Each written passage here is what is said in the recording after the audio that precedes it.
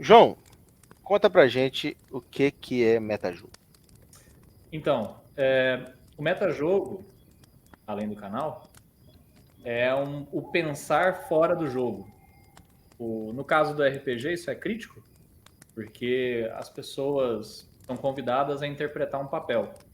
Então, quando você faz a ficha do seu personagem, conta a história, fala um pouco sobre as falhas, os traços de personalidade, a ideia é que você, como um ator, mesmo que seja um ator amador, tente se colocar no lugar do personagem e enxergar o mundo imaginário sob os olhos daquele personagem, adotando a perspectiva dele, sabendo as mesmas coisas que ele sabe, pensando como ele pensaria. Então, por exemplo, se você tem um personagem com 4 de inteligência, mesmo que você, jogador, seja muito inteligente, seria um ato de boa interpretação que o seu personagem abordasse as coisas de uma maneira um pouco mais tosca, um pouco mais simples, Um pouco mais é porque, bondade sua, né? é, porque reflete sua inteligência. E pensar metajogo é pensar com a cabeça do jogador. E é um limite muito tênue, né? E com o Com qual certeza. muitos jogadores e mestres brigam. Cara, e é difícil. E eu, como jogador, comecei como jogador, meu Deus, eu parava toda. Aí que tá, vou fazer uma pergunta então pros dois mestres aí. Metajogo, eu parar pra perguntar uma coisa pro mestre na hora da sessão, é metajogo? E aí? Desde que isso não seja um off-topic e isso eu acho que acho, né? Penso, né? Desde que isso não interfira diretamente na sua interpretação com o conhecimento que teoricamente seu personagem não teria, eu acho que não. Eu concordo com o Ian. Acho que não também. Acho que ele só conta como metajogo, Igor, quando os dois mundos interagem. Então, assim, quando você sai do jogo, por exemplo, para pedir um balde de pipoca, você não está fazendo metajogo porque você não está usando o conhecimento fora do jogo dentro dele. É, Você saiu, você deu um passo para fora, porque afinal de contas é isso que vocês estão fazendo, né? Você está sentado ao redor de uma mesa, se divertindo. Então, acho que eu sim. diria que não. Tirar dúvidas sobre as regras é aceitável. Você pode, assim, dizer que prejudica o ritmo da aventura, não é É, a hora certa. imersão e outras É. coisas, né? Mas, por exemplo, eu estava lendo um exemplo agora mais cedo num site e o cara falando assim, não, beleza, o Ladino foi lá e matou, o Goblin morreu. Aí o Ladino, ele interpretando, obviamente, inclusive eu achei o exemplo, uma puta interpretação, ele fala, não, o mestre, eu vou abaixar aqui para poder ver se o Goblin tá morto, ouvir os batimentos, mas eu vou furtivamente levantar a camisa dele, tirar a espada e guardar a espada. Uhum. Beleza. Aí ele vai e rola lá uma furtividade suficiente para poder fazer aquilo de maneira furtiva. Aí o guerreiro da mesa vira e fala: Não, porque eu quero observar o Ladino para ver se ele tá pegando alguma coisa, porque ele tá muito suspeito. Porra, mas de onde que o cara tirou isso? Uhum. Não, sua percepção passiva não é o suficiente para isso. Você vê simplesmente ele abaixando para poder olhar se o inimigo tá morto. Ah, perfeito. Aí o Ladino, eu vou ali na sala então, do lançado do lado então, eu vou aproveitar e guardar a espada na mochila. O cara vira, não, eu vou atrás dele porque ele continua aparecendo, quer dizer, na hora que o jogador ele usa alguma coisa que tá acontecendo, que ele percebe como jogador para poder interferir dentro do andamento da história, isso é um metajogo, inclusive um metajogo bastante prejudicial, né? Nossa, uma coisa que eu teço da vida é, cara, você fala assim, ó, não, vou fazer tal coisa assim, tal, pá, pá, o mestre então, e você vai fazer tal coisa, aí vira outro jogador e fala assim, você tem os componentes materiais para fazer isso, para lançar essa magia? É, Ah, Isso velho. seria um metajogo, na verdade, né? seria. Seria um metajogo. Um advogado. Um advocância de regras metajoguísticas. Cara, ô, isso daí é chato demais, Esse velho. merece uma coça, na verdade, assim. Cara, o que me incomoda mais nessa galera que fica fazendo advogado de regras é assim, eu já joguei com jogadores que fazem isso com boas intenções. Por exemplo, se é um jogador mais experiente que está numa mesa de jogadores inexperientes, eu acho até legal que o jogador se disponha, às vezes, parar para falar um pouco sobre o jogo, para que os outros jogadores fiquem mais familiarizados com as regras e se sintam mais à vontade. Existe uma aba de aprendizado ali também, nesse Exato, exemplo. Só que tem gente que faz isso que é só para ser pedante mesmo, sabe? Só para mostrar o quanto a pessoa sabe sobre o jogo, que ela tá muito por dentro. E isso é chato, cara, porque se você pegar qualquer livro de RPG e ler assim as primeiras 5 páginas, quase todo livro de RPG vai estar escrito lá alguma coisa sobre a regra de ouro ou sobre a rule of cool, né, que são assim as regras mais básicas do RPG. Na verdade, dizem sobre desrespeitar as regras quando é em favor da narrativa ou da diversão de todo mundo. E aí os advogados de regras sabem todas as regras, menos essa. Essa eles ignoram. Exatamente, é porque eles têm um pensamento puramente objetivo. Aquilo que é subjetivo, eles ignoram por completo, né? Igual, você tá ali na mesa ali, jogando de boa tal. Um caso que aconteceu, o paladino tava lutando com uma aranha gigante. Ah, tava lá numa sala cheia de teia. Pois eu já contei esse caso aqui. Já contei Fogo, esse caso né? aqui. Cara, Peguei já. virou um mago e falou assim: eu vou te ajudar. Raio de fogo. Brum, incendiou a sala toda. O cara virou pro paladino: por que você não falou pra eu usar o raio de gelo no lugar? Ele falou: não, cara, você é o mago, eu não vou fazer isso. Só que o paladino era um jogador muito mais experiente. É um cara que já joga RPG comigo faz muito tempo. Velho, cara, essa daí... Cara, isso acontece, viu? Já aconteceu assim, Igor, E às vezes eu faço algo do tipo, os jogadores estão posicionados, lutando, e aí um jogador faz algo que é uma grande bobagem. Tipo, ele sai de perto de um monstro e oferece um ataque de oportunidade quando ele tá com muita pouca vida. Ou ele gasta a bonus action, a party tá contando com a bonus action pra ele dar um Bardic Inspiration, alguma coisa. Entendeu? Ele faz uma coisa que todo mundo vê que é uma grande bobagem. Os meus jogadores, eles já têm um treino, assim, que demorou pra eles desenvolverem isso, de fazer poker face, sabe? De todo mundo ficar quieto, no máximo rola uma mordidinha, assim, no beijo, sabe? Tipo, caralho, o que ele tá fazendo? E já teve coisa que eu tava mestrando, o cara chegou e narrou a ação dele epicamente, ele pulou com a espada dele e enfiou na cabeça ai, aquele lagarto. Basilisco. Não é draconato, kobold. Ah, Kobold. Kobold maiorzão, Clássico. gigante. Pô, a espada e ficou ali segurando, tal, pá. Aí chega um cara e fala assim: e eu, como monge, vou dar um chute aqui e empurrar ele ali pra lava. Eu falei: beleza, vai lá. O cara foi pra lava e foi junto o amigo dele. Um amigo. Oxi. Cara, eu tinha um péssimo hábito, assim, como mestre, e era inconsciente, assim, eu até falei com os meninos que eu ia parar, eu ia começar a me policiar pra isso não acontecer mal. Na hora que o cara ia fazer uma merda muito grande, eu virava e falava: mas tem certeza, velho?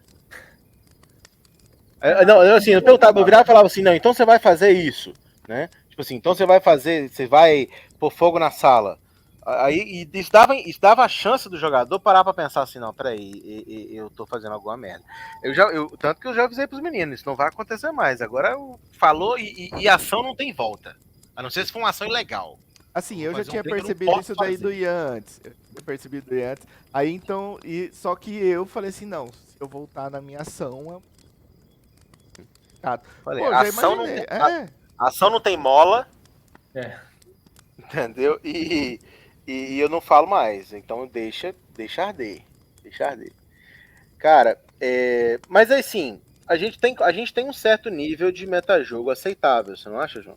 Pô, eu acho. Na verdade, ô Ian, eu tenho uma opinião meio impopular sobre metajogo. Assim, agora, o que eu falei até aqui, eu acho que Conceito, geral. exatamente, é consensual entre os mestres e tal. Eu tenho uma opinião um pouco impopular no sentido de que eu tolero níveis de metajogo que eu acho que a maior parte dos mestres consideraria um pouco demais, assim.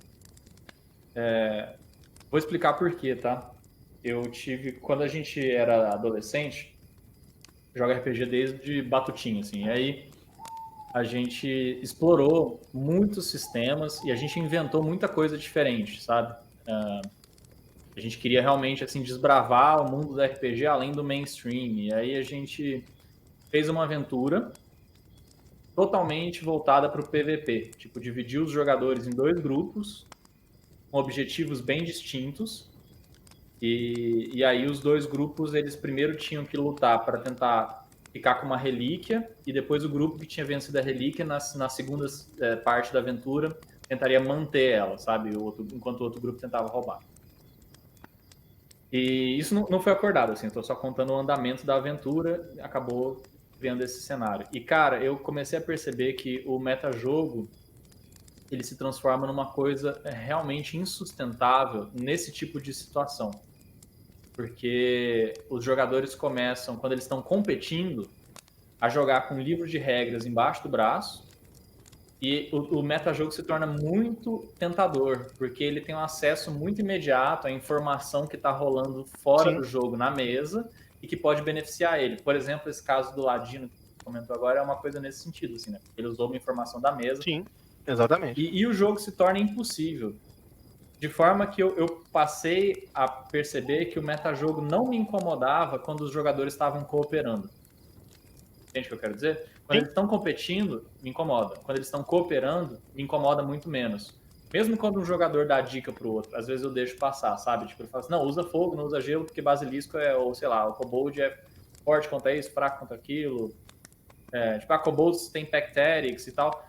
Eu tenho adotado esse estilo mais recentemente, porque eu tô... a campanha que a gente tá jogando agora é uma coisa meio eu contra os jogadores, tá? Então, Que é realmente, o Hardcore Mode. o Hardcore Mode. Então, realmente, eu estou desafiando eles do ponto de vista tático, sabe? Então, eu quero ver o quão bem eles conseguem se articular enquanto grupo para lutar com monstros que são bem mais fortes do que o nível deles permitiria. E para rolar uma articulação tática interessante, tem que haver um certo nível de metajogo ali dentro. Tem, eles organizaram a party, entendeu? Eles pensaram assim, quem que vai ser o controlador, quem que vai ser o DPS, quem que vai ser o tanker, como que a gente vai se distribuir. Enfim, então assim, são todas coisas que eles poderiam ter feito em game também, só que eles estariam só se justificando para mim. Essa é a mesa de domingo, né, João? É a mesa de domingo, isso. Galera, assiste aí todo domingo lá no canal do Metajogo, tem D&D, Hardcore Mode, hein? É muito massa. Assim, Eu tô adorando. E é igual jogar Diablo 3 no Nightmare, entendeu? a gente tá com 5 sessões e 4 mortes no momento. Nosso contador tá aparecendo. Então então, sem querer, eu tô mestrando um hardcore aqui, não sabia, porque teve 3 sessões que o Evandro participou, 2 ele morreu e uma ele ficou fazendo piada com o bardo dele.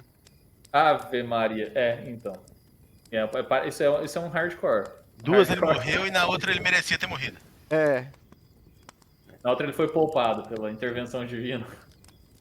Cara, mas assim, eu concordo com você. O que eu uso nas minhas mesas, né? Eu acho que existe, assim, e lógico que eu aceito o metajogo desde que ele seja condizente com um certo nível de interpretação para poder a imersão e o fio da história, isso é importante. Então, por exemplo, um personagem tem lá uma inteligência, não sei se é o jeito, o personagem tem uma inteligência mediana, ok? Então tem certas coisas que o jogador sabe de conhecimento geral, beleza? Que eu permito que ele use, né? Até sem teste. Então, assim, que foi? No dia. Essa história do cara que botou fogo nas teias, tudo aconteceu uma cena muito semelhante numa mesa minha, na verdade. Que o monge resolveu sair correndo, mas ele esqueceu que ele estava com a tocha na mão. E ele acidentalmente pôs fogo em tudo, né? Mas que anteriormente a isso, o jogador virou e falou: o mestre, eu sei que teia de aranha é inflamável. Eu posso ter esse conhecimento dentro do jogo? Pô, o cara não tem inteligência 4, igual você bem exemplificou. Ele consegue ter um conhecimento mínimo de certas coisas de vivência, né? Ele consegue saber que se ele pegar uma água fervente e jogar em alguém, ele vai machucar alguém. Esse é outro excelente exemplo, Ian, porque quando a gente vai falar de inteligência, geralmente eu deixo os meus jogadores serem eles. Então a mesa já tem um funcionamento, assim, tem um jogador que é mais social, tem um jogador que é mais inteligente, Sim. tem um jogador que é mais culto, tem outro jogador que é mais desenrolado, pensa rápido em situação de combate. Então essa personalidade deles geralmente eu deixo transparecer, sabe? Porque eu acho que a inteligência, carisma, são atributos que, na minha opinião, tá? No D&D, o sistema que dá amparo para esses atributos é meio atrofiado, entendeu? Então, eu acho que o jogo deveria se bastar nesse sentido, sabe? Então, a armadilha, por exemplo. O jogador, se ele, em vez de falar para mim, ele vai fazer um teste de inteligência, ele me dizer, eu vou pegar a chave, virar para a direita, puxar para fora, então levantar a alavanca, eu fico com a descrição do jogador. Isso é um exemplo de rule of cool. Muitos mestres na internet diriam que eu estou errado, ou que eu não estou jogando de acordo com as regras. Mas esse é um daqueles casos em que eu acho que justifica, sabe? Deixar o jogo fluir, porque, pô, isso significa que o jogador está completamente imerso, tá engajado. E o Ian caiu para mim? Ou... Caiu, não, ele caiu, tá? Pode seguir. Esse lance, isso significa, se o jogador está interagindo com o cenário a ponto de conseguir enxergar o mecanismo que eu descrevi, dizer como ele vai interagir, isso é infinitamente mais divertido para mim, para ele, para os outros jogadores e para quem está assistindo, se a gente estiver transmitindo, do que ele rolar um dado e falar tirei 15. E aí, nesses casos, eu acho que vale a pena deixar passar, sabe? Não, Agora, assim. se eu vejo que o jogador está se beneficiando, por exemplo, de um Google aqui do lado, Aí não rola. aí não rola. Oh, por exemplo, nessa mesa nossa de terça-feira, que eles estavam numa dungeon que eles saíram sem ser na sessão passada, na sessão anterior. Terça-feira da semana passada. Que eu falei, gente, não existe esse trem. A gente não é aquele Eagle View do Assassin's Creed que você aperta um botão aquele plum, e você vê tudo, não. Então, assim, você quer procurar uma armadilha? Beleza, o que você vai fazer? Eu vou deitar no chão para poder verificar se eu não consigo enxergar nenhuma placa de pressão numa altura assim, uma coisa. Eu vou pegar minhas esferas de metal do kit ladrão aqui, vou espalhá-las no chão para poder ver se tem algum desvio, se elas vão rolar para algum lugar, entendeu? Vou pegar um tanto de poeira aqui, vou jogar no ar para fazer uma fumacinha, para ver se não tem nenhuma corrente de vento saindo da parede. Poderia ser uma fenda, um buraco, algo assim. Então, se o jogador não, eu comecei a tratar isso, na verdade, na maioria dos testes de percepção. Então, eu praticamente não peço mais para eles poderem rolar percepção hoje. Eu uso a percepção passiva, que seria a percepção natural do jogador, e a capacidade interpretativa dele. Numa situação dessa, eu permito, igual eu exemplifiquei mais cedo, um certo tipo de metajogo, porque o jogador ele sabe que se, sei lá, tem um buraco na parede onde não devia ter, aquilo ali pode ser uma ameaça. O jogador sabe disso. Ele está ativamente procurando por alguma coisa. Então eu abro esse steps desde que seja interpretativo. Eu achei que a sessão ficou muito mais fluida. A sessão de dungeons ficou muito mais fluida e menos... me fugiu a palavra agora. Picotada, né? Menos picotada de teste o tempo todo. Né? Porque, na verdade, o objetivo é uma construção conjunta de história. Não é uma rolagem de dados. O que o João falou ali, questão de carinho e tal, eu concordo com você, João. Porque, por exemplo, cara, você é um orc grande, feio, grosso. Você tá contra um goblin de meio metro de altura. Vou fazer um teste de intimidação. Tirei um. Velho, vai! Tá. Mas existe uma regra, e aí o advogado de regra falando, né? existe uma regra de que o teste de intimidação pode ser substituído por força. Sim. Em alguns casos, como nesse caso, por exemplo. Entendeu? Quando você está lidando com dois personagens muito semelhantes, um teste de intimidação ele vai levar em conta a manipulação, a persuasão e a parte de carisma do jogador. Mas no exemplo que você deu, por exemplo, facilmente esse carisma poderia ser substituído por força no teste de intimidação. O livro do mestre tem uma regra, uma abertura para troca de atributos em alguns testes. Entendeu? Aí, ó, o Evandro até citou ali, ó, no chat, ele falou justamente, relembrando a situação vamos comentar lá, da Alanis. A Alanis colocou uma naja do lado de um Hobgoblin. Pô, velho, assim, Igor, eu falando no fora. Eu posso estar lutando com quem for, posso ser o guerreiro que for. Pô, uma naja apareceu do meu lado, eu sei que aquela porra ali se mordeu. A gente vai. Isso que aconteceu, João? Ela é um druida. E aí ela tem o familiar dela, que é uma Naja, ok? A Naja não ataca, né? Mas ela usou isso no meio do combate. Foi até erro meu, na verdade. Eu não parei para poder analisar que isso poderia ter sido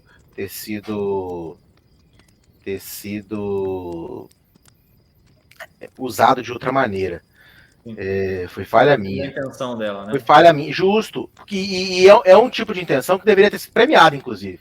Com certeza. Porque é uma jogada muito brilhante, assim. Só que eu tava tão imerso naquela questão que o combate já tava se alongando demais e eu tinha uma partezinha que eu queria colocar depois do combate que acabou, que não teve como acontecer, que eu tava desatento. E aí isso passou batido, entendeu? Ela simplesmente fez um teste de carisma com a Naja e ela tinha um carisma ridículo, né? Então, assim, isso é interessante, é importante ativar. Eu gosto de pensar que o pior metajogo que tem é o do mestre, né? Isso que eu ia te perguntar, cara. Existe metajogo do mestre? Existe demais da conta. O mestre, só que o negócio assim... E é o que mais fode tudo, na verdade. A sutileza pra mim é a seguinte, ô Igor, que o mestre, ele joga com metade do cérebro dentro do jogo, né? E a outra metade fora, porque o mestre tem um papel adicional de ser o mediador da mesa. Então, por exemplo, você joga com um grupo de pessoas em que tem um jogador que é novo, ele tá ali jogando com vocês pela primeira vez, você sabe o quão difícil é aprender as regras e ainda por cima ele é um pouco tímido, o que é muito comum demais em jogadores de RPG. Pô, o mestre tá dedicando uma partezinha da energia vital dele ali a ficar prestando atenção nesse jogador como pessoa, fora do jogo, para ver se ele tá se divertindo. Aliás, isso é o que ajuda a gente a controlar o ritmo, né? É ver se os jogadores estão entediados. Então, o mestre tá sempre ligado nessa dimensão. O que acontece? Só que a magia de mestrar é não deixar que os seus jogadores percebam que é nisso que você tá pensando quando você toma uma decisão. Então, por exemplo, nesse caso da Naja, o Ian falou, isso deveria ter sido premiado. Eu também acho. Acontece muito comigo um exemplo parecido, assim, na mesma direção. O jogador entra na sala e está procurando por alguma coisa. Normalmente eu não sei onde esse item tá também. Exceto em aventuras em que é um item muito importante, que é uma cena vital para o andamento da história, em que já está tudo planejado. Sim. Em muitos casos, os jogadores entram num quarto Joe lá, que tanto faz. E aí, meus jogadores já batalharam com um monte de monstros, quase morreram, eu sinto que é a hora de premiar o esforço deles, eu vou jogar um tesouro aleatório aqui nesse quarto. Aí eu vou fazer um minigame de procurar. Aí vai ter um monte de jogador falando assim, quero jogar teste de percepção e tal. Não, como que você vai fazer isso? O primeiro jogador que disser pra mim, vou procurar embaixo da cama, o item não tava embaixo da cama, até agora. Mas agora eu joguei o mecanismo pra debaixo da cama. Vou levantar o colchão de palha e espalhar a palha pra poder procurar se tem alguma coisa escondida ali. Nem tava lá, mas agora tá, porque exatamente. eu quero premiar a atitude desse cara de, entendeu? Descrever o que ele tá fazendo dentro do jogo, descrever como e qual é a intenção, em vez de ficar pedindo por teste pro mestre, sabe?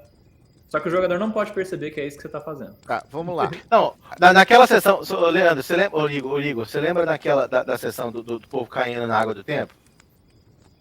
Sim, você deixou o povo ficar lá. Não era pra ter o coração. O povo resolveu tomar uma merdagem de decisões conjuntas, assim. Acontece. E foi impressionante, porque foi um roleplay que demorou lá na porta, um roleplay que demorou quase 1 hora, mas que acabou ficando engraçado e divertido, entendeu? E aí eu deixei fluir.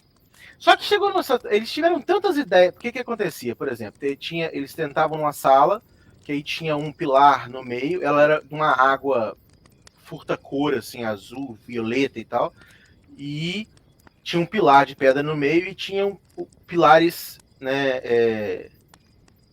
que eles tinham que ir saltando de um em um, assim. Eu virei e falei, olha, o negócio é o seguinte, nós vamos, para efeito mecânico, vocês vão jogar, vocês vão rolar, para mim, atletismo ou acrobacia, para cada pedra que vocês for saltar. A distância é pequena, então a única coisa que vai acontecer é que se houver erro crítico, significa que o personagem deu um vacilo, escorregou e caiu. E aí, cada vez que eles entravam em contato com aquela água, ela mexia com o tempo do personagem. Entendi. E aí era aleatório. Então ele podia ou rejuvenescer ou envelhecer.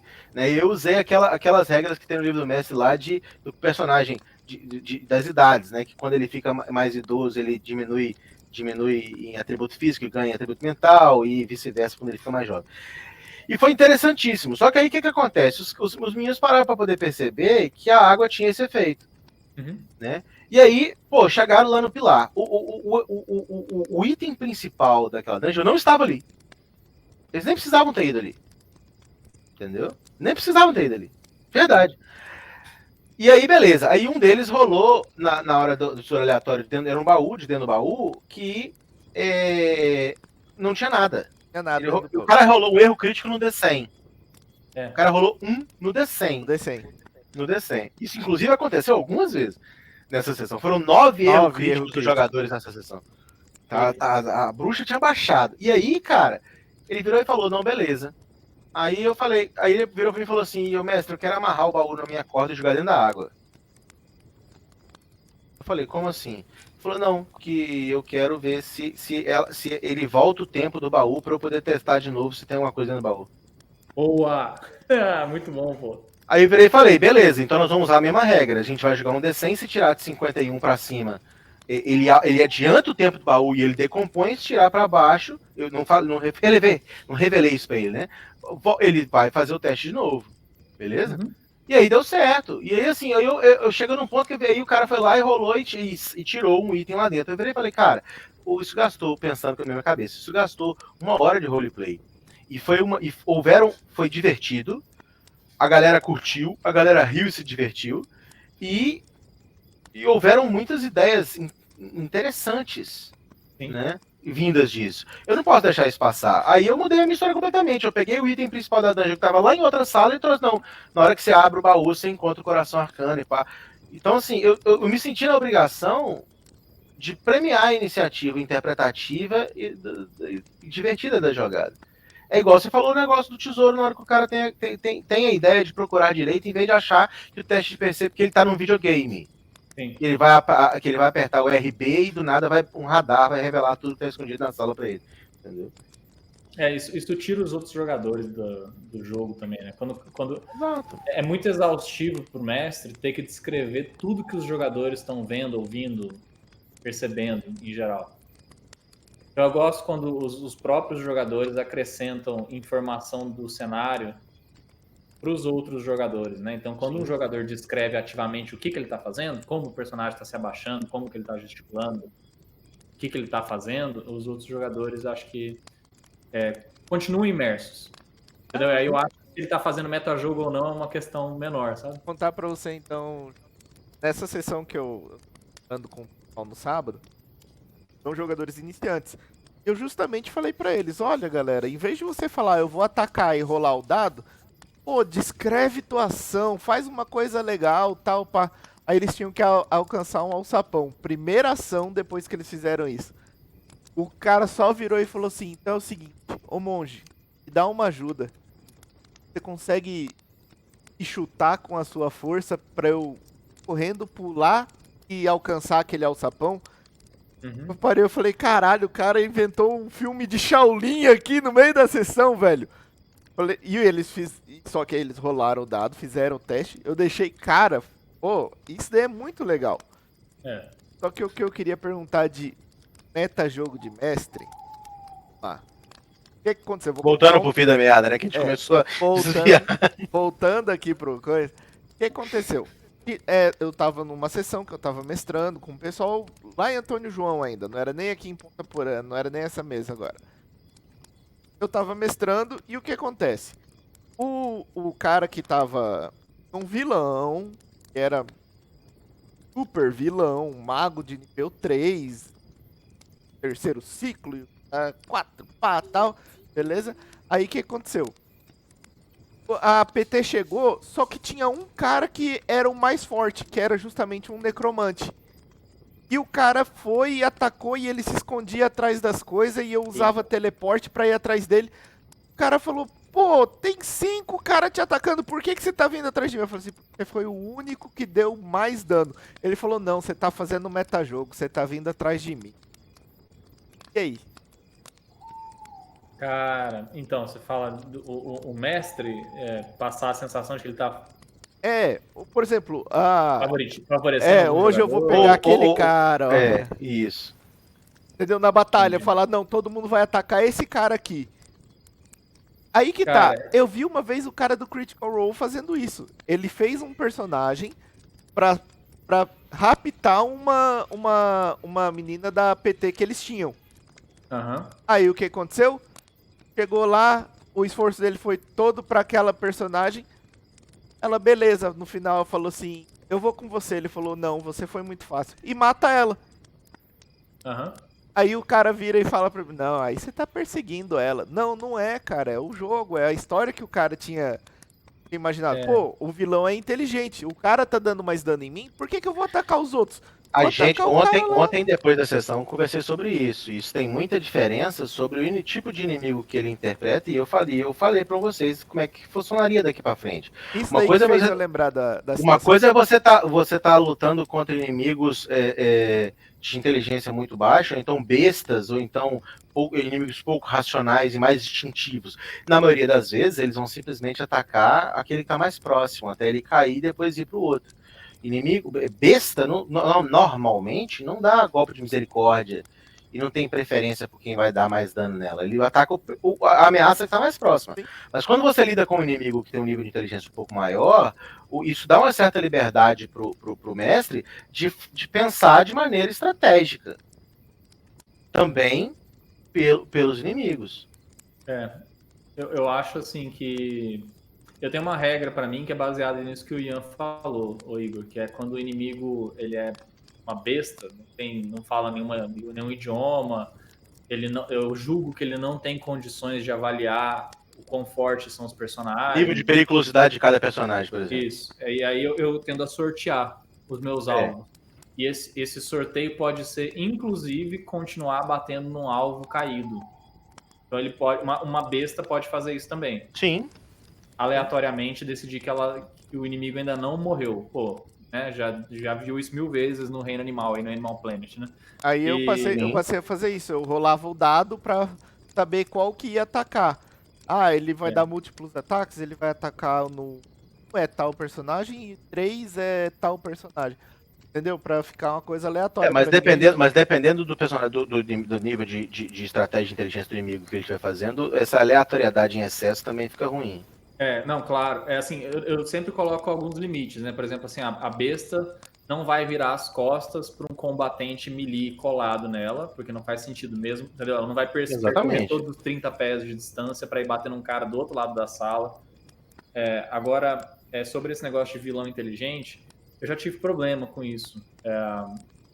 Inclusive, a gente perdeu um jogador na nossa mesa durante um período aí, ficou muito bravo mesmo, porque ele achava que eu estava perseguindo.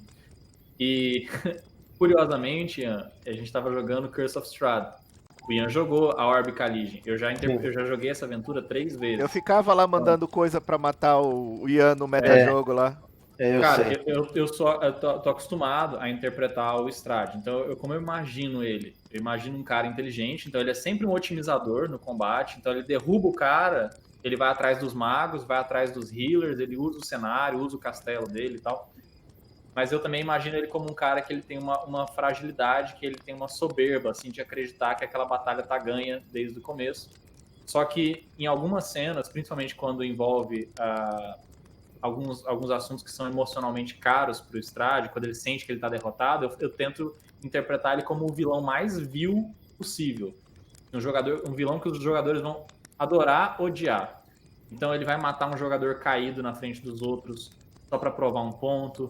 Ele vai atrás do jogador mais fraco, ele vai tentar separar o grupo, ele vai tentar seduzir um jogador com promessas de poder e tesouro. E, cara, na primeira vez que eu mestrei, na minha cabeça eu tava fazendo tudo certo, mas esse jogador entendeu que não. E na nossa conversa a gente não conseguiu chegar num ponto em comum. Eu tentei explicar que era a personalidade do vilão e que eu tava interpretando um personagem terrível mesmo. Mas ele entendeu que não. Então é difícil, cara. O que eu tenho feito é que quando eu tô numa situação sensível desse tipo, eu primeiro tento explicar para os jogadores, deixar muito claro o que eles estão enfrentando, não explicar com as minhas palavras mesmo, mas mostrar. A primeira vez que o Strahd aparece, você não tem dúvida de quem ele é.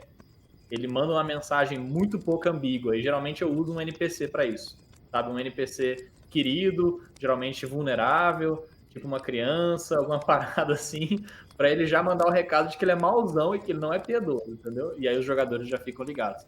Mas outra coisa que eu costumo fazer também é jogar muito pros dados, sabe? tentar trabalhar sempre com tabelas aleatórias e tal, porque eu de certa forma, preservo o peso da decisão, dizer quem que eu vou matar, sabe qual é? Tabelas aleatórias que um certo mestre ficou de me mandar e não mandou. Ô, rapaz, é verdade. Agora que você falou que eu lembrei, você acredita? Ainda bem que você falou, eu já tinha esquecido. Vou te mandar.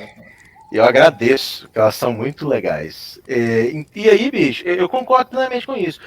Exemplo, vamos usar a sessão de ontem como exemplo. Teve uma hora que, por exemplo, eram 8 inimigos. Tinha um conjurador, tinha um capitão e tinham 6 hobgoblins infantaria.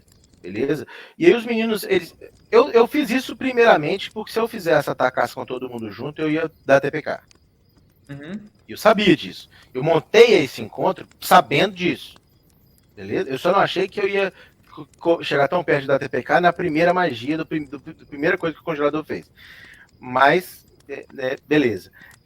Aí, na hora que foi a infantaria foi atacar, eu rolei no dado 2 para fazer um ataque. E os outros não atacaram. Aí o menino falou, no final ele falando, cara, mas por que eles não atacaram aquela hora? Eu falei, cara, eles são inteligentes. Hobgoblin é um goblinoide, mas ele é inteligente demais. Principalmente em tática militar. Ele tem um feat relacionado à tática militar. Uhum. Então, ele não vai, sem conhecer o real poder do seu inimigo, ele não vai expor todo o poder militar dele de uma vez só.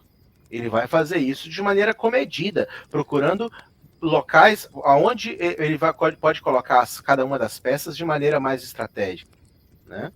Então, assim, aí depois no final a gente estava conversando depois da sessão, eles entenderam. Mas isso depende mais de quem você tá do inimigo, cara. Entendeu? Difícil, né? Ué. Aí você fala, porra, o grupo tá enfrentando um Beholder.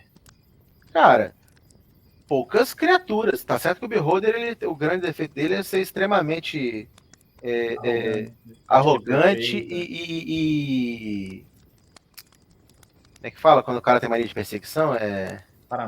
Paranoico, extremamente arrogante e paranoico.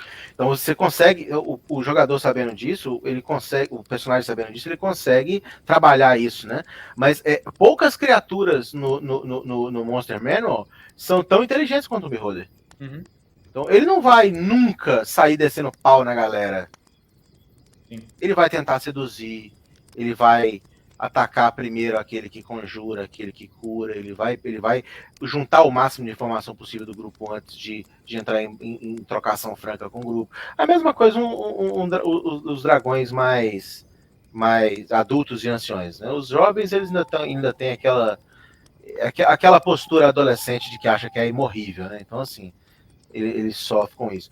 Mas quanto mais inteligente, você tá atacando um covil de Mind Flayer. Porra, devoradores de mentes. Eles vão trabalhar de maneira a explorar com detalhes cada uma das fraquezas do grupo. Vão trocar informação entre si através da mente coletiva e por aí vai, entendeu? E aí, os grupos, normalmente, o metajogo, a galera do metajogo, todo mundo ali é experiente em D&D, vocês jogam D&D uma era, né? Então vocês não tem tanto problema. Mas quando você lida com personagens mais iniciantes, igual eu lido na maioria das vezes, os personagens não estão acostumados com isso. Eles estão acostumados com aquela coisa de Goblin ataca todo mundo, Kobold ataca todo mundo, Lobo ataca todo mundo. Entendeu? Eles não estão acostumados com... Quando você começa a usar táticas militares instintivas, que são os Pack Tactics, por exemplo, dos Kobolds e dos Lobos, eles já começam a sofrer. Uhum. Quando você evolui um passo nisso a mais, meu amigo. Aí o mestre tá fazendo metajogo, aí o mestre tá fazendo sacanagem, tá perseguindo o cara. Tá, deixa. Além do. Que nós já tínhamos conversado. Por exemplo, eu, Ladino com Knife, dá uma laminada. Outros falam faca da alma, tanto faz. Inclusive essa vai junto com Tiferino para uma das piores traduções do livro. Junto com o quê? Tiferino. Uai, o cara que traduziu Tiferino para Tiferino merece um tiro. Eu não sou querendo ensinar a violência. Até no filme. Tiferino. O que acontece? Vamos lá. Eu, com um Ladino, dá uma laminada. Eu sei, na minha ficha tá lá, eu passei pro nível 3, eu tava louco pra já jogar todas as armas no chão e sair picotando com as armas psíquicas. Se achar é Psylocke. É, só que, cara, como que eu vou fazer isso?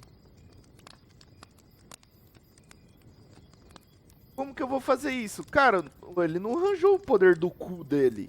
Ele vai ter que ter Opa, alguma coisa opa. pra... Desculpa, Twitch. Foi mal. Do orifício. Jeff Bezos não liga, você já viu o foguete dele? Jeff Bezos. Aí o que acontece? Cara, eu não tenho... Eu coloquei pra mim que eu só vou usar depois que eu tiver alguma cena, alguma coisa que Roleplay onde você descobre os poderes. Exatamente. poderes. Tem cara que não, tem cara que o pô de nível já tá lá, igual o Ian Igual o falou. Ragnarok, você tá dando, cara. Plim! Pô de nível. Não Entendeu? é assim que funciona, não, E moçada. aí, o que vocês acham disso daí? Existe um metajogo, o cara olhar na ficha dele e falou, passei de nível. É metajogo, não é? Como que você leva isso daí, João? Pô, eu acho que tem, cara. Até assim, a minha mesa não presta muita atenção nisso. Eu consigo imaginar algumas alternativas para abordar isso, se for algo que incomoda vocês. Mas, por exemplo, eu já vi meus jogadores fazendo conta do momento do descanso para poder saber quando eles vão upar, entendeu? Porque aí eles vão pegar um dado de vida a mais. Então eles ficam controlando se eles dão conta de continuar dentro da dungeon ou se eles vão ter que sair e voltar em um outro momento. Eles usam esse tipo de informação. E assim, se eu disser para eles que isso é metajogo e tentar proibir eles de usar a informação, cara, eles sabem disso com o coração deles, porque eles jogam esse negócio há muito tempo. Então, assim,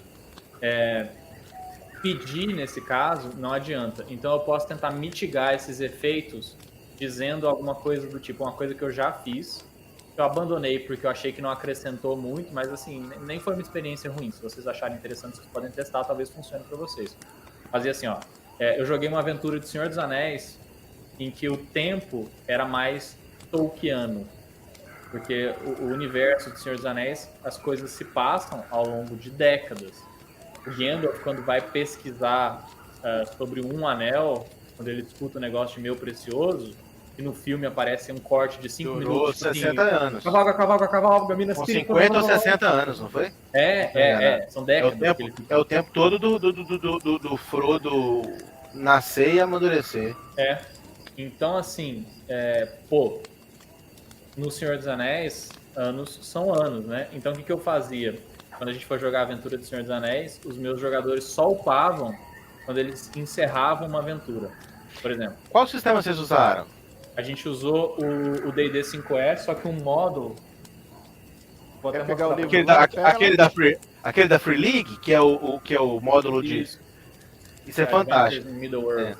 Cara, e esse sistema, não só esse, também o The One Ring, que é o sistema próprio, né? Ele tem uma parte. Eu comprei o livro é fantástico. Além de ser lindo, o sistema é fantástico. Tô doido pra jogar. Ele tem uma parte do que acontece especificamente lá entre as aventuras. Sim. Né, que é onde o seu personagem pode gastar o ponto de XP, onde ele vai estudar uma língua, onde ele vai treinar com a arma, onde ele vai... Né? Isso, exatamente. Então, o que acontece? A lógica desse RPG, Ian, é bem essa aí mesmo. O personagem, se ele tá dentro de uma dungeon, ele não vai upar, mesmo que ele já tenha acumulado XP suficiente. Ele tem que terminar esse ciclo, aí quando termina a aventura, você joga um D10 anos, por exemplo, que se passam, e a próxima aventura vai ser um reencontro dos personagens para continuar aquela história ou para uma nova empreitada, e eles vão ter aprendido essas coisas nesse período não narrado. Sim. Então posso contar aí, vou contar aí, ó. A Cláudia, a Leandro, fez, depois se acerta com o Ian. Ian, você deu uma dica pra nós, cara. Ele falou assim, não, vocês não upam no meio de uma sessão pra outra. Pô, vocês têm que dormir. Por que você acha que todo final de sessão os caras queriam armar acampamento pra dormir? Era pra contar o XP pra eles ver se uparam. Né? Eu ainda tentei mitigar um pouco colocando o que só upava no descanso longo. Aí... No hardcore, eu adotei um critério que é o seguinte, descansar e dormir não é a mesma coisa. Descansar só pode ser feito num lugar seguro. os personagens se sintam seguros. Então, por exemplo, os meus jogadores agora estão proibidos de dormir dentro de dungeon. Eles não podem dormir dentro da dungeon. Eles têm que, se eles quiserem... Então, o que eles têm feito agora, Ian? Eles fazem assim, eles exploram até uma certa sala, e aí depois, se eles quiserem, eles têm que sair da dungeon, eles descansam, e depois eles retomam a exploração até aquele ponto que eles limparam pra frente, entendeu? Pô, beleza. E se eu te fazer uma pergunta, então, nessa situação? Aproveitar que nós já fugimos da vibe do metajogo mesmo.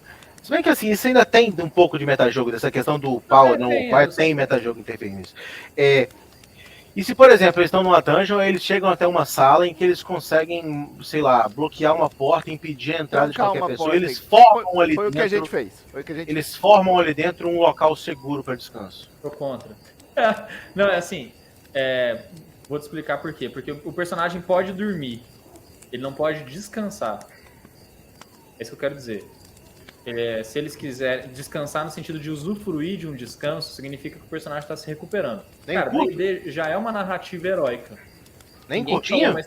Hã? Nem curtinha para poder usar uns... Não, curtinho sim. Tá. O longo não. Eu uso descanso curto e eu estou usando a regra que chama de ranger os dentes.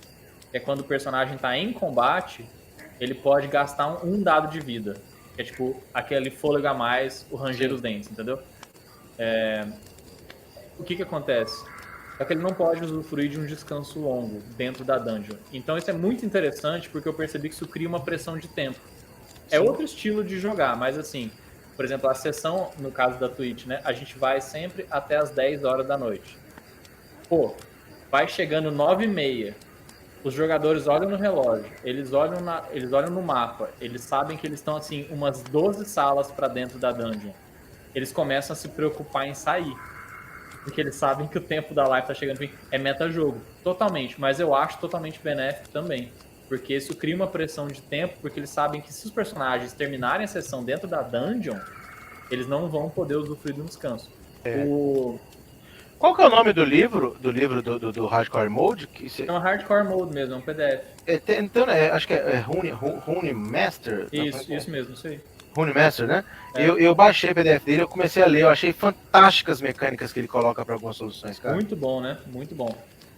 Esse Hardcore Mode é muito bom. Algumas coisas, eu posso te mandar o que eu fiz também, as adaptações que eu fiz, porque o que a gente está usando não é só o Hardcore Mode, tem algumas coisas que eu incorporei. Por favor. Preferência antes do próximo, dentro do primeiro semestre ainda. Só que você falou, então vou mandar agora, tá? Ah, isso aí, muito bom. Eu gosto de gente que faz na hora, assim.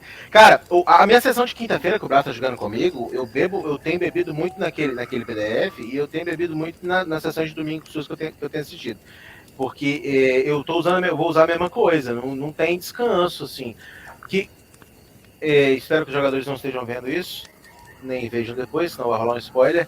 Mas a parte inicial da aventura do Fora do Abismo, ele é, na verdade, uma grande fuga. Metade da aventura. Não, primeiro um terço da aventura é uma grande fuga.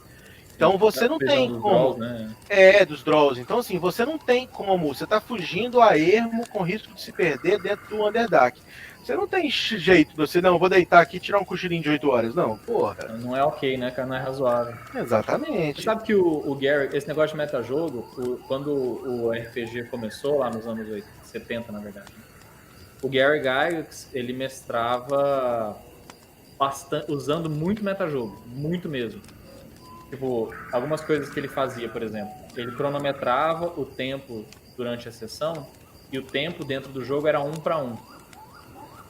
Então, por exemplo, assim, se uma tocha durava 1 hora, ele botava o timer de 1 hora. Quando tocava o timer na mesa, fora do jogo, significava que a tocha tinha acabado. Então, os jogadores não podiam ficar numa enrolação eterna discutindo regra, porque tempo era um fator.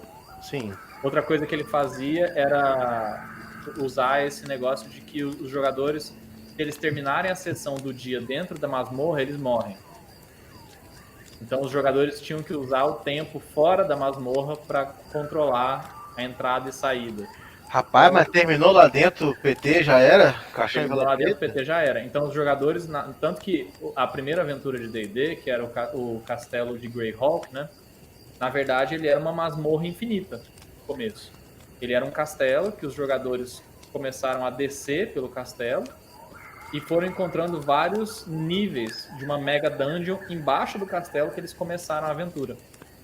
E aí Foi isso que inspirou Tomb of Annihilation? Cara, eu acho que não. Tomb of Annihilation vem do Tomb of Horrors, né? O Tomb of Horrors foi uma aventura que veio mais pra frente, no meio dos anos 80, que foi uma aventura escrita pra desafiar os jogadores. Também é uma Mega Dungeon, né? Não, nem é tão grande, assim, tem umas mega dungeons muito grandes, mas o Tomb of Horrors ela é mais zoada mesmo, no sentido de que ela foi pensada pra desafiar os jogadores para ver. Essa também é bem metajogo, essa aventura, no sentido de que ela é feita assim, peguem personagens de nível alto, escolham 3 itens mágicos, quaisquer cada um de vocês, e tentem vencer a dungeon. Boa sorte, sou eu contra vocês, entendeu? Tem que ser um jogador muito tarimbado em D&D para ficar ligado em todas as possíveis combinações de efeitos que a Tomb of Horrors tem. Eu li ela, achei muito legal. Agora, eu li sobre o Castelo de Greyhawk, pouca informação na verdade. Ele tem PDF na internet? Acho que não, né? Acho que não. A maior parte dessas coisas que eram assim, do original D&D, né, que são das aventuras do Gygax e do Arneson, são coisas que você só tem relatos. Porque, o primeiro D&D era um livreto, né, mano? Era praticamente um panfletinho. Então, comprar isso hoje é uma super relíquia, porque é até difícil de você manter ela em bom estado, sabe? Até que os livros do D&D, primeira edição, eu consegui os PDFs dele. Mas essas coisas criadas, assim, que não foram publicadas, são mais difíceis de conseguir, assim. Não, isso é complicado mesmo. Tem um livro muito bom que é o Of Dice and Men, né? Sobre dados de homens que conta a história do D&D. Bom demais, bom demais. Bom demais. Fala.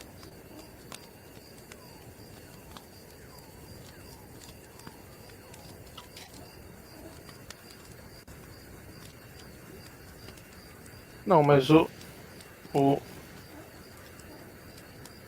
Mas se eu mutar, mas é porque se eu mutar o microfone do BG. Não. Eu acho que o teu microfone tá duplo 2 ali. Como que é, Evandro? O trem raro. No trem raro é o Original D&D. A primeira edição do D&D e a aventura do Castelo de Greyhawk. O Original D&D, como que é o nome do Evandro? Evandro, é o Madjar 783. Nosso primeiro sub. Evandro, o Original D&D era um... Não, você vai achar, assim, você vai achar em leilão no eBay, mas a gente tá falando de coisa de milhares de dólares, cara, porque foram pouquíssimas edições. O primeiro D&D foi publicado de uma forma meio amadora, até surrupiando arte de HQ, sabe, uma coisa assim. E é muito difícil você achar o conjunto, né? Porque era um kitzinho com 3 livros. E aí eram praticamente uns livretos de papel que eles mandavam uns pros outros por correio, cara. Então é muito difícil achar isso. Muito difícil. E quando acha, caríssimo. Caríssimo, absurdo. Não, você vai comprar. O que eu já consegui, eu tenho o AD&D, né? Foi o melhor que eu já consegui. Mais antigo que isso. E mesmo assim você provavelmente não comprou barato. Não foi barato, né? Coisa de colecionador, né, mano? Eu achei uma caixa do Dark Sun da segunda edição para poder vender. Ela até em ótimo estado de conservação. O cara tava pedindo R$2.000. Eu tenho depois a gente pode falar sobre isso offline. Eu tenho um amigo que ele é tipo um caçador de tesouro, sabe? Um Uncharted. Você pede um negócio pra ele, ele vai atrás, ele tem contatos e tal, ele vende essas coisas por um preço um pouco melhor, sabe? Isso é interessante. Cara, mas então, nós já estamos quase dando 1 hora, vamos tecer uma conclusão? Metajogo é bom. Quando não tá acontecendo no meio da sessão. Demais. Não, é forte demais esse conceito. Não. Metajogo é bom. Pro jogador iniciante, pra ele entender o que tava acontecendo ali na sessão. Tá? Você chegar e conversar com o cara. Agora, no meio da sessão, virar um cara e falar pra você, usa teu bola de fogo. Aí na tua ficha. Mas essa conclusão toca só num ponto do metajogo que a gente discutiu até agora. Eu consigo concordar com essa conclusão. Eu também. Ela é específica. Mas a gente pode tentar entender que existem facetas positivas e negativas do metajogo, no meu pensar, na maioria das vezes negativas do que positivas, se você for analisar intrinsecamente, mas dentro do positivo tem um metajogo aceitável que ele traz um pouco mais de fluidez para a aventura se o mestre souber controlar. A gente pode chegar a uma conclusão sim, penso eu. Eu tendo a concordar com essa conclusão. Eu penso que o que talvez eu não sei se eu estou falando e pensando ao mesmo tempo, então não sei se é bem isso, mas eu acho que o problema não é o metajogo em si. É um uso específico do metajogo, sabe? Quando o jogador tá fora do espírito, assim, da... O uso do metajogo de forma egoísta, assim. Isso. Egocentrista. Próprio, O uso do metajogo de forma egocentrista, assim. Eu acho que é bem ruim. O uso competitivo, né? Quando o jogador acha que tá competindo com o outro, ou que ele tá competindo com o mestre, aí ele é ruim. Mas o uso do metajogo cooperativo, aí eu acho que faz parte do... Sim. Olha teu zap. Eita, a galera mandando os treinos aí do jogo. Tô olhando. Não, meu zap. Prints. Tá igual o Leandro que mandou mensagem no meio da live. Isso. Olha só. Olha aqui que já. Isso aqui foi o Evandro que já encontrou? O Evandro. Tá conseguindo ver, não? O World of Greyhawk. Aham, sim. Achou por quanto aí? Ou PDF? Se for PDF, por favor, compartilhe. Se for por quanto, por favor, não revele. Não manda na live que senão Não manda, não. o Twitch Não. vai te Evandro bloquear. É tryhard, hein, mano? Eu falei, cara, eu criei um monstro. Exatamente. Tryhard. Moçada, então assim, eu queria agradecer demais, João, pela presteza de participar conosco. Foi super agradável esse papinho. Estava sentindo falta de conversar com você. Sempre uma delícia. Saudades, né, cara? Pô. Né, bicho? Eu devo ir a São Paulo no final desse ano, cara. A gente encontra de novo. Ó. São Paulo agora me pertence, pelo menos uma vez no ano, senão eu morro de abstinência. Boa. Civilização. Dose homeopática de civilização. Então eu gostaria de agradecer o João, gostaria de agradecer o Metajogo. Gente, sigam, eu já joguei com os caras são muito bacanas. Apoiem, que é muito top. Os apoiadores jogam, os participam do sorteio. Já ganhei sorteio, inclusive assim. Eu sou obrigado a dizer que eu sou o profissional em ganhar sorteio. Cara, o Ian tem um pezinho de coelho aí. Quase formou uma biblioteca só com as coisas. Mas não, cara, eu já me convenceram até a doar, até a deixar passar sorteio que eu ganhei, entendeu? Diga de passagem, me arrependi. Mas, arrependi. O Rafudo não merece. Ó, vou falar aqui, ó. Aí que não merece. Ô, Ian, achei o Original D&D aqui, só um deles, tá? Não vem os 3 no set. Ah, não, vem os 3 no set, beleza? Ele tá por $4.000. Que coisa bacana, velho. Nada, bagatela de 20 mil reais. Eita, meu carro. Vou ter que arranjar um Sugar Daddy de RPG. Pra que eu preciso de carro, né, velho? Vou vender o carro e comprar o ônibus. Obrigado aí, Evandro, por ter participado com a gente. Essa participação é sempre massa. Obrigado a todo mundo que assistiu. Obrigado, Igor, aí, pela gestão da nossa live, por me lembrar que o meu áudio tá dublando e eu ligar muito pouco para essa afirmação. E eu me despeço de vocês. A gente vai ficar no off aqui um pouquinho e um beijo. Ah, não, peraí, tem recadinhos, sério. Sigam o Metajogo, sub no Metajogo, apoio no Metajogo, like no Metajogo, sigam o Grimório, like no Grimório, sub no Grimório, ok? E aí, olha só, como é que é a correria. Eu peço desculpas, moçada, porque a gente ficou de lançar hoje o nosso apoio do Kikante para vocês entrarem, ok? E os servidores, mas infelizmente a correria do trampo não permitiu. Mas eu não vou esperar evento para lançar, a gente vai lançar isso assim que estiver pronto, eu prometo que essa semana ainda. Então, valeu. Nós vamos fazer raid para alguém? Fazer raid, né? Deixa eu te perguntar. Amanhã tem Out of Não. Abyss? Então, Não. Galera, amanhã o Out of Abyss é quinzenal, então amanhã não Exatamente. tem. Amanhã não tem. Tá? Nos Se vemos você de for novo na olhar, terça-feira em Olhares de Orcos. eu vou... Ô, João. A força do ódio. Ô, João. De novo. Você é nosso convidado, cara. Por favor, escolha a raid com quem que nós vamos fazer. Rapaz, quem que tá online aí? Deixa eu ver. Manda Ah. pra galera do. Ó, o Flecha Mágica tá RPG do Farol. Não, o Flecha do, Mágica, RPG do Farol tá online também, são legais. RPG do O Farol. RPG do Farol, os caras são. Me ajuda bastante. Ah, então partiu RPG do Farol, irmão. Eles são massa. Todo mundo que tá nos assistindo dando gank do Grimório. 10 segundos da nossa raid. Galera, fica com Deus aí. É nóis.